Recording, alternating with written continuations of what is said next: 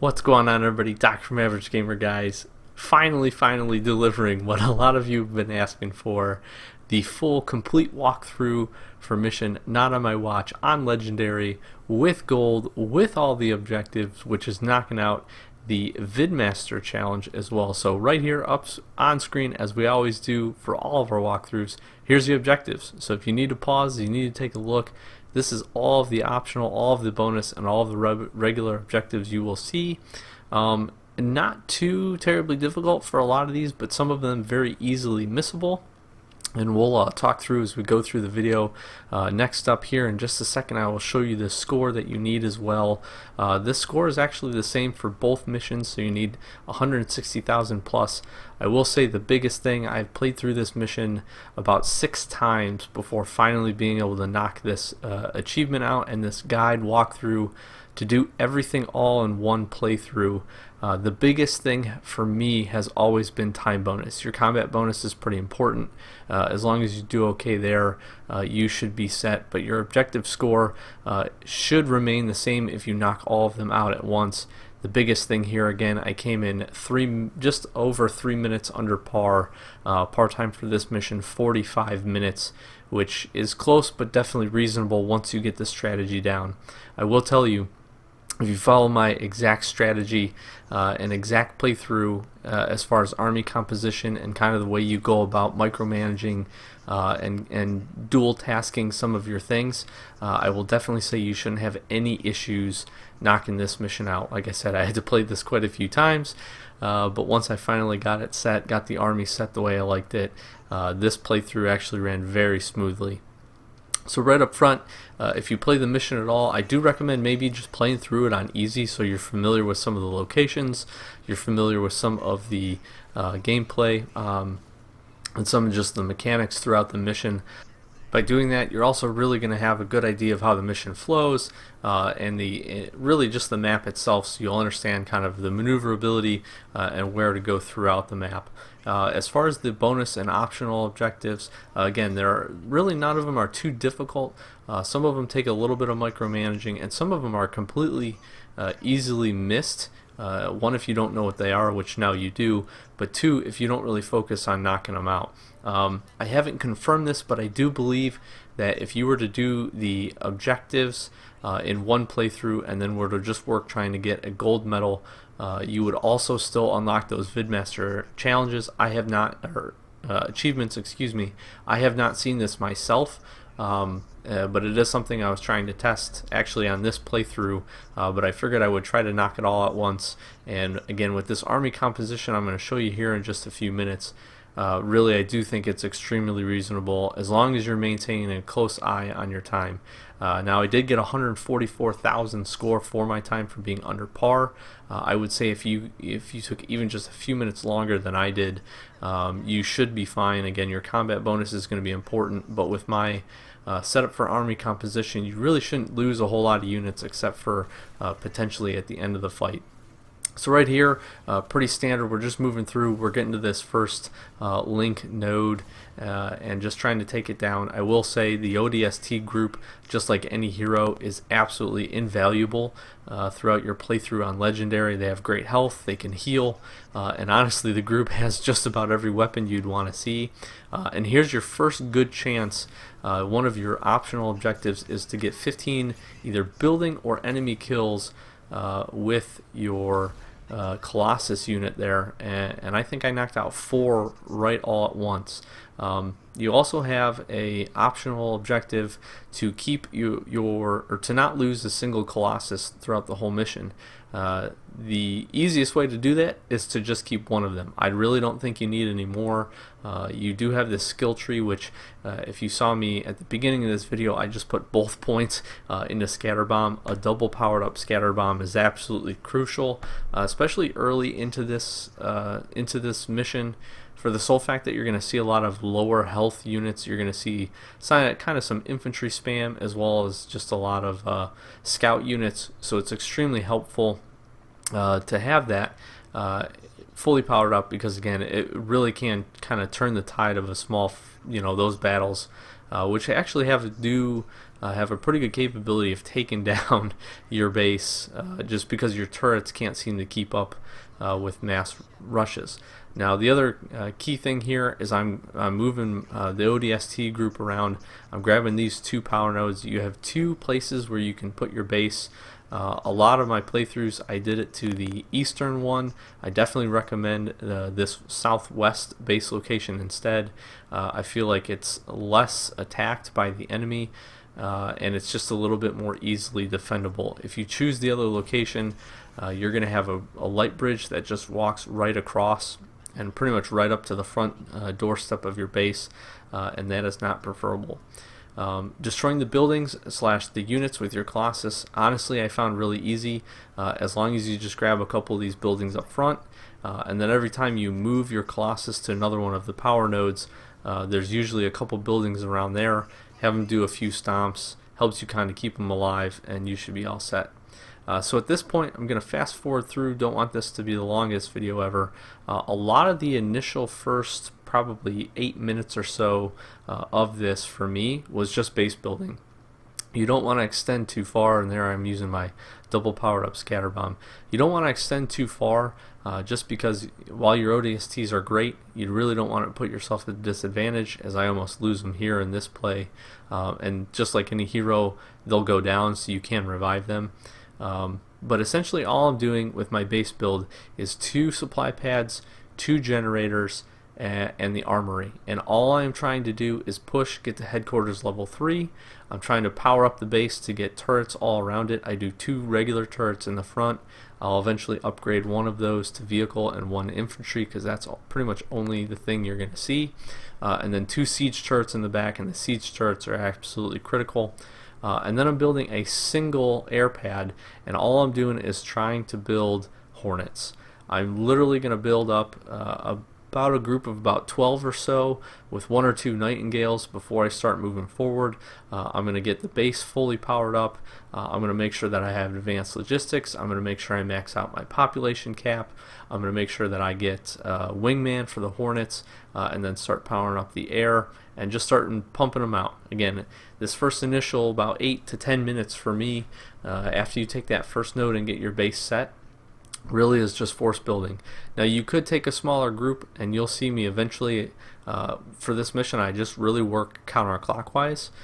You could take a smaller group that should be able to handle the mini base off to the left hand side, but you will start to face some pretty consistent pressure, and that's one of the tough things about this mission is they do a pretty good job of giving you consistent pressure at all of your base locations, and typically, although not with this first base, typically you'll see them attack pretty close to when you actually build it as well, so they like to keep the pressure on. And here you can see just continue to gain energy, continue to gain supplies. I'm really not trying to use anything outside of upgrading air and outside of just maxing out everything in the armory. Got a pretty good group here. I'm going to kind of repel this attack and then really start to move them forward. Wingman for the Hornets is absolutely brutal, and the nice thing about using Hornets, 1, they're cheap, they also don't cost you any energy, and 2, good volume of fire, and they're pretty quick to build. So they just make a great team, a great army composition, and really with them and then your ODST hero unit, that's all you really need. You do need an infantry unit to help you take the nodes down and to unlock a few of the terminals that you'll have to hit later on into this mission, but besides that I really wouldn't make anything else. I tried running kind of a more just straight infantry heavy. The problem is you still do get a pretty good spam of enemy leader powers, and with the tri-beam attack that they have, it's pretty devastating to just infantry, especially just Marines. I tried powered up Marines on one of my playthroughs. I was able to beat the mission, but definitely not with the kind of success I had here. And as you guys can see, I'm at this point probably close to about 15 minutes into the mission. And I'm pretty well set. I feel good about this base. The other reason I take the majority of the group but not all of the population cap to make some of these maneuvers is, again, you will get consistent pressure to that base. If you lose that base, you're going to be in a world of hurt. So what I like to do, again, keep this core group, take about 12 to 13 Hornets, a couple Nightingales with you, and then just continue to build your army. And this kind of is where you're going to start to see a little bit of the dual focus. So you're going to be trying to be building your army all while simultaneously moving around the map, take down these sentinels, as well as picking up the power nodes. Now I do recommend you can skip fighting the Guardian Sentinels themselves. I recommend just taking them out. A lot of times they'll do a little dual purpose for you anyways, where they'll be attacking the enemy. But I've found that I don't focus on them and don't make it a point to attack them. Then sometimes as I'm moving around the map, I might forget some of my Hornets or leave a group, and they'll end up getting destroyed by that thing because you can't attack it from the front. So you have to really kind of micromanage.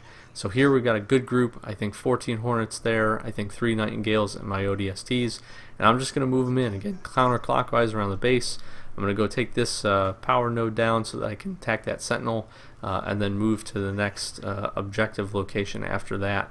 That mini base there, I'm just throwing some supply pads on it. I'm going to put some turrets. Again, one infantry, one vehicle turret is going to be my setup. And here, again, at this point, this mission kind of goes on autopilot for the most part. The only real thing that you need to focus in on after this is just continue to build. You obviously want to continue to build, continue to gain supplies, so that you can kind of keep up until about three quarters through the mission. You should be really set with supplies and energy, especially once you max your population out.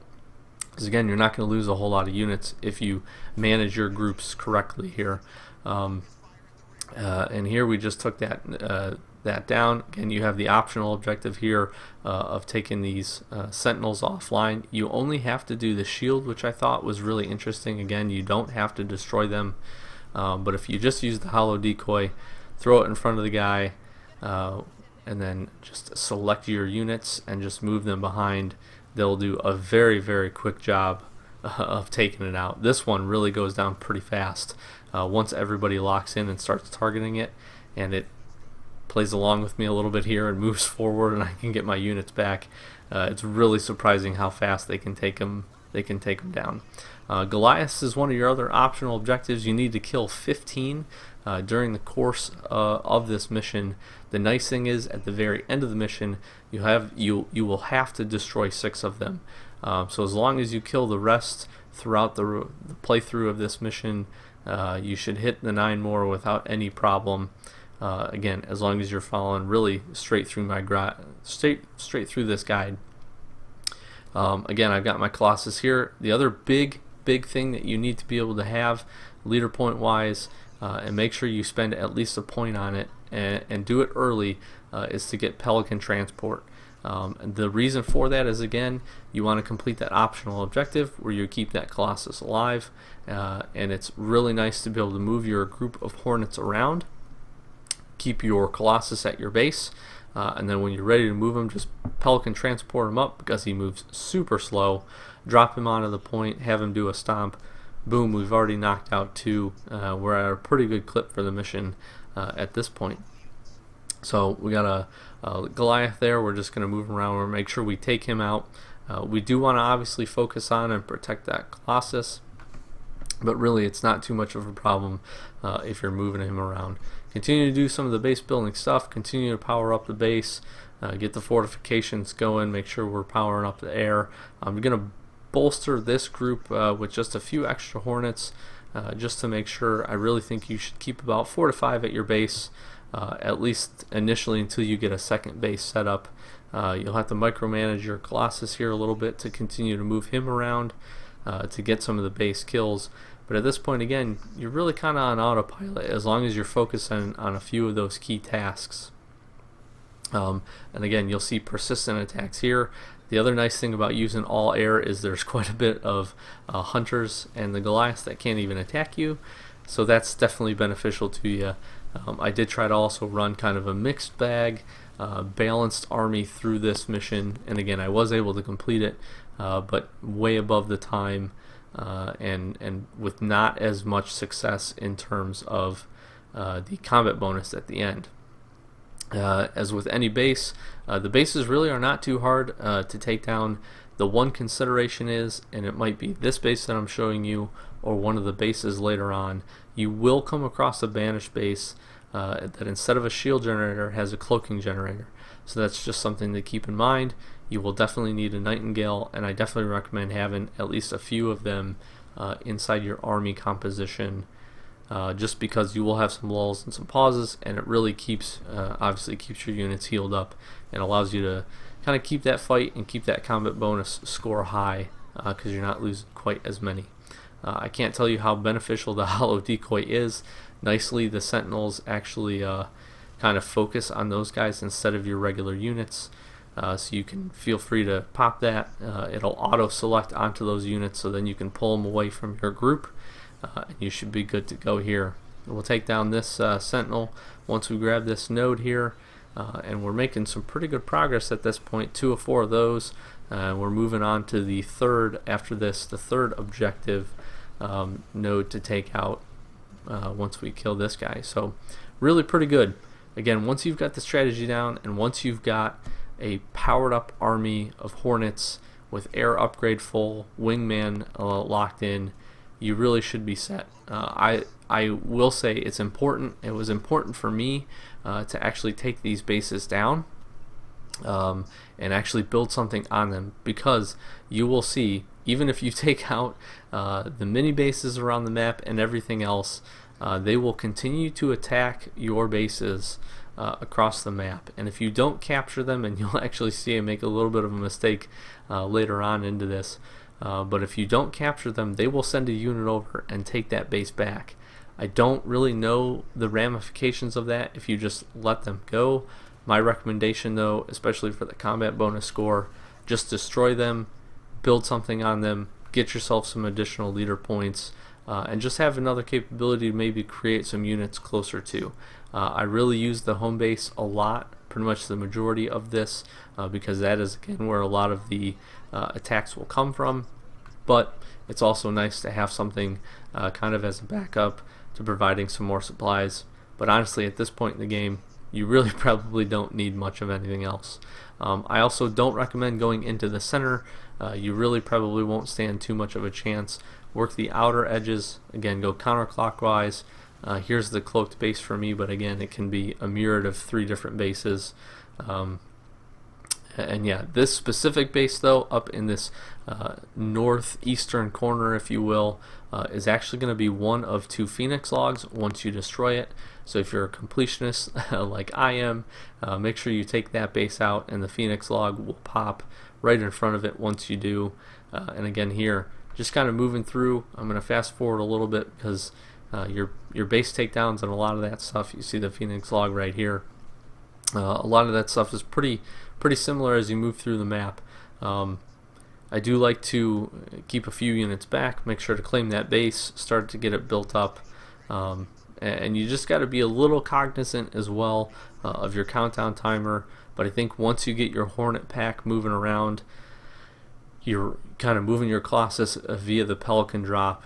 You know, the timer after the initial takedown, really after the initial 2 nodes, you really shouldn't have any problems with. Here I'm going to do the same thing for turrets. You've got plenty of supplies at this point. I'm going to put a couple air pads in, supply pads. You can put a garage and a barracks in if you feel like it. Here was my mistake, and again, they will do this. They're tricky. It's legendary, so they've got some tricks up their sleeve. But they did take that base back from me, which I was a little upset about.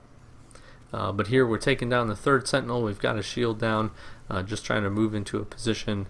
Again, I do recommend use your hollow decoy. Use it every time. So beneficial, so easy. And as you can see, as soon as I do, and I get that thing distracted a little bit, it knocks out pretty quick. And at this point, I really haven't lost too many units. We hit 120 population. I lost maybe 1 or 2 units to a leader power there, but I've got a good force sitting here. And I thought about splitting these groups, and I actually do for just a minute. My recommendation would be don't worry about doing that. If you need a couple extra Hornets, by all means build those up. Take them from one of your bases or take them from your home base and just bring them in. but really you do need a few. I would say 5 or so is a really fair number. Keep it your home base just to allow with your turrets to protect it. That's really important. Again, you can't stress the importance enough of keeping that base set up for you. Here we got the Colossus just trying to get some stomp in, destroy some buildings. I've got a small group moving up to kind of help align with the larger force that I have, but I did still keep a few back at the base. And really we're just moving in. We're going to take this third node down. We'll Pelican transport our Colossus over, and again, pretty simple. I make it look pretty simple, but trust me, this was many playthroughs of getting this exact army composition set, making sure that going all air wasn't going to be super detrimental. The nice thing is the AI for this really won't build much anti-air. You will see a much larger percentage of anti-air once you get into the middle portion, kind of the final portion of this mission. But as long as you focus on those units, you really shouldn't have too much problems. Again, I'm just going to build this base up, air pads, some supplies, a garage, and all that good stuff. So we're knocking down the third one. The nice thing is we've cleared that base out. This mini base, for whatever reason, they love to attack. I don't know why. Pretty much on every playthrough, it's either the main base or this specific mini base getting quite a bit of attention. And again, not really too sure why that happens there. But we're going to move in. We're going to take one more banished base down. We're going to take one more sentinel down, and we're on a pretty good clip. Again, the one thing I mistake a little bit and I don't do quite as well as I could have done is just to be using the Colossus a little bit more, just making sure you're hitting that 15 buildings or 15 enemies. I prefer the buildings because, again, I really don't want to put him into any amount of danger. I want to keep him completely away from all of the different units that he might run into. And the nice thing is when you take those nodes down, really no other units except for this one has the chance of running across anybody, and a lot of that is just because they use that light bridge to move in and attack that mini base. So here you can see trying to dual focus again. Here's your second of 2 Phoenix logs. This one's always in this location, so feel free to grab that. You can grab it a lot earlier. You can definitely work around this map clockwise if you like, or counterclockwise if you like. I do like the pathing that I took because, again, I think with your base in that southwest corner, it gives you a little bit more capability to take that smaller mini base and build up and get a little bit more supplies rolling just a little bit faster than you would if you go in alternate location. But I definitely do think you can do it from either. So sitting up pretty good here. We got one more sentinel to take down and then one more enemy base, and really we should be set. I will say I've really enjoyed this campaign. These 2 missions were really neat.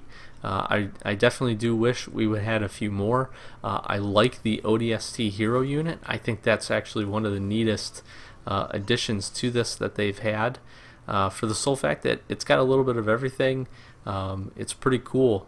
It's got a medic, it's got Spartan laser in it, it's got a rocket launcher, and just the group is really neat. And I really liked them focusing on the ODSTs. It harkens back to some of the spin-off games from the olden days, and really highlights a group that's, I think, a lot of people really enjoy. I think the ODSTs are really neat. If you're into any of the lore or any of the actual books, they've got some pretty cool backstory to them.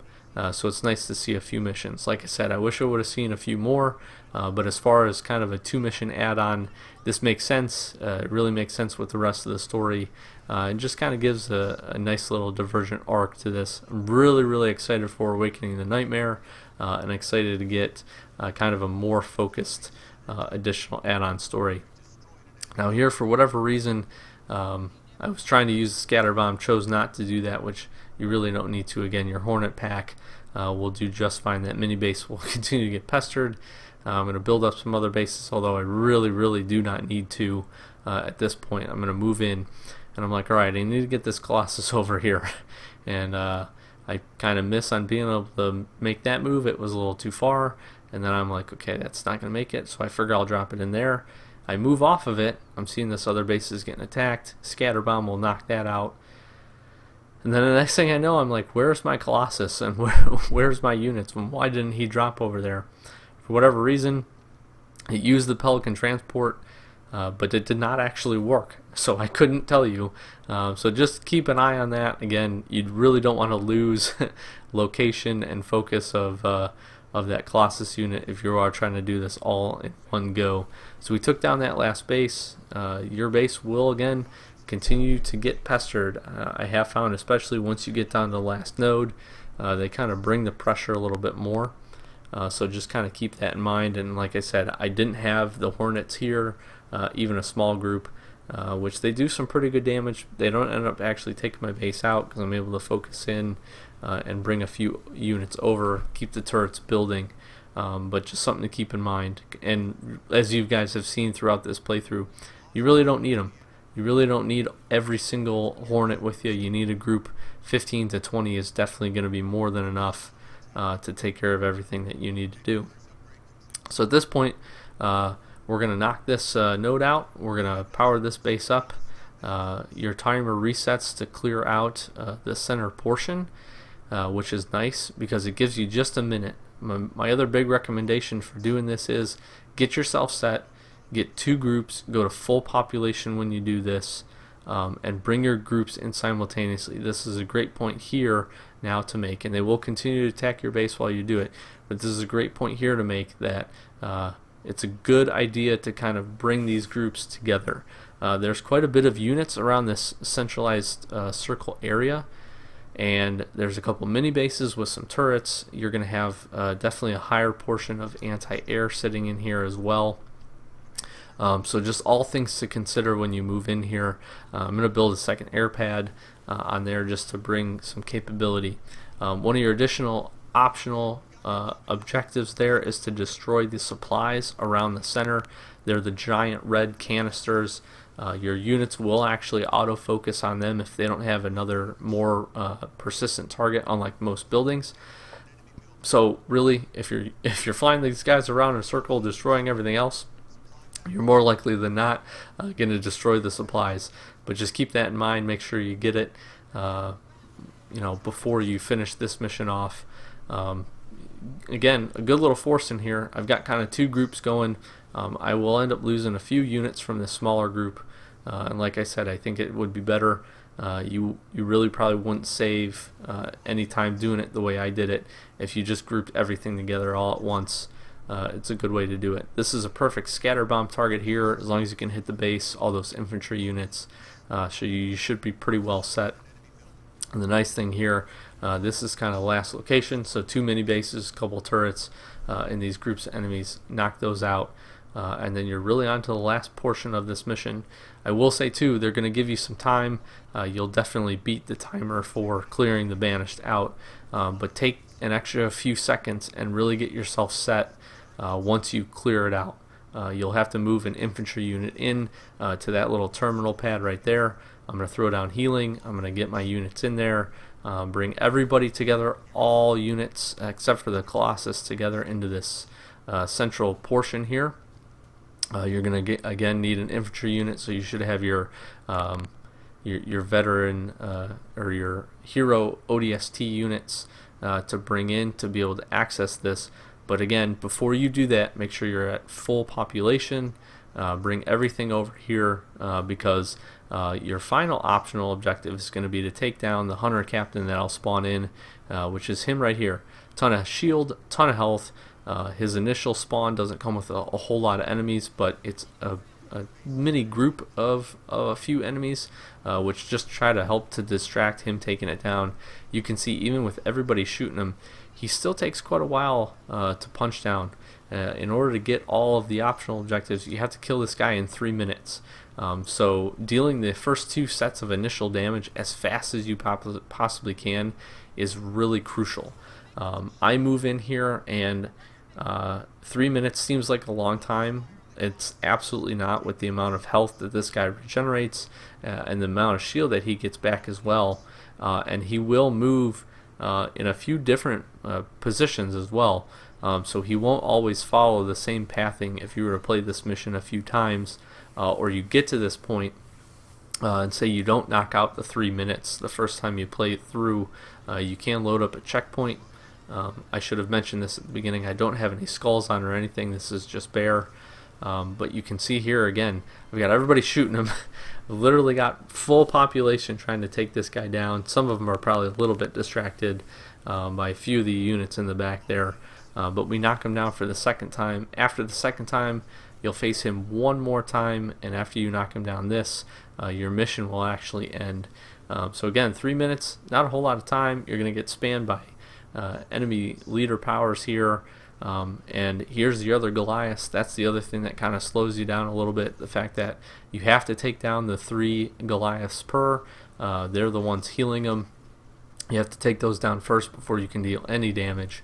And a lot of times I didn't even focus in on the additional units. I just attacked the Goliath and then attacked straight into him. But again, you do get some target bleed over from time to time. This is the point where having ODSTs and the Grizzlies are really helpful, because you are going to lose units due to the leader powers.